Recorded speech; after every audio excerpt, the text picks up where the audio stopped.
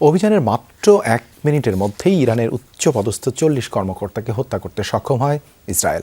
ব্যাপক ক্ষতির সম্মুখীন হয় আইআরজিসির ক্ষেপণাস্ত্র ব্যবস্থা, এমন দাবি ইসরায়েলি প্রতিরক্ষা বিভাগ আইডিএফের। এদিকে সর্বোচ্চ ধর্মীয় নেতার মৃত্যুতেও ভেঙে না পড়ে লড়াই চালিয়ে যাচ্ছে ইরান। সামর্থ্যের সর্বোচ্চ দিয়ে যুক্তরাষ্ট্র, ইসরায়েল সহ মিত্রদের জবাব দিয়ে যাচ্ছে বিপ্লবী গার্ড বাহিনী আইআরজিসি। প্রাণ গেছে কমপক্ষে 12 জনের। ঐতিহাসিক অপরাধের জন্য কঠোর পরিণতির হুঁশিয়ারি দিয়েছে তেহরান। অপটিক্যাল ব্রাইটেনার, কালার গার্ড এবং ডার্ট লক সমৃদ্ধ অ্যাডভান্স ফর্মুলায় এলো নতুন রে ডিটারজেন্ট পাউডার।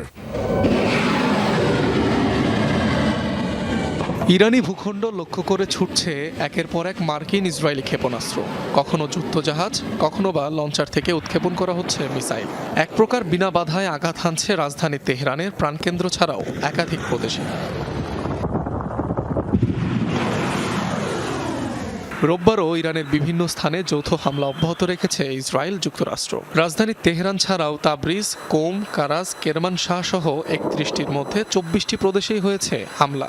24 ঘন্টায় ফেলা হয়েছে 1200-রও বেশি বোমা। অভিযান ঘিরে চাঞ্চল্যকর দাবি করেছে তেল আবিব। আমরা ইরানি শাসক গোষ্ঠী, কমান্ড ও কন্ট্রোল সেন্টার, আকাশ প্রতিরক্ষা এবং ক্ষেপণাস্ত্র ব্যবস্থায় ব্যাপক আঘাত করেছি। উল্লেখযোগ্য সফলতা পেয়েছি। প্রথম আক্রমণেই আইডিএফ 1 মিনিটের মধ্যে ইরানি শাসক গোষ্ঠীর 40 কমান্ডার এবং সিনিয়র সদস্যকে হত্যা করেছে।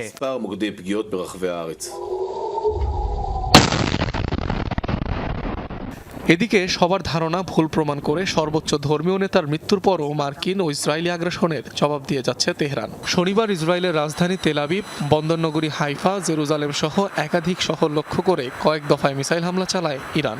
বিলীন হয় কমপক্ষে 40টি ভবন।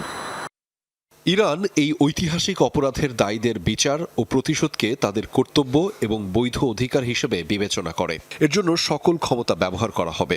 সর্বোচ্চ নেতার দেখানো পথেই অনুসরণ করা হবে। শত্রুদের উপর হামলা অব্যাহত থাকবে। নতুন করে 6ষ্ঠ দফায় মধ্যপ্রাচ্যে আরও 27টি ঘাঁটিতে হামলা চালিয়েছে ইরান। টার্গেট করা হয়েছে মার্কিন সামরিক স্থাপনা ও সেনা সদস্যদের। কাতার, বাহরাইন, জর্ডান ও সংযুক্ত আরব আমিরাতে একাধিক ইরানি ব্যালিস্টিক মিসাইল ইন্টারসেপ্ট করা হয়েছে। সাইরেন বেজেছে কুয়েতেও। এদিকে ট্রুথ সোশ্যালে দেয়া এক পোস্টে ইরানকে নতুন করে হুঁশিয়ারি দিয়েছেন মার্কিন প্রেসিডেন্ট ডোনাল্ড ট্রাম্প। আগের যে কোনো সময়ের তুলনায় জোরালোভাবে আঘাত করা হবে ইরানকে বলে হুমকি দিয়েছেন তিনি। অনিক রহমান, যমুনা নিউজ।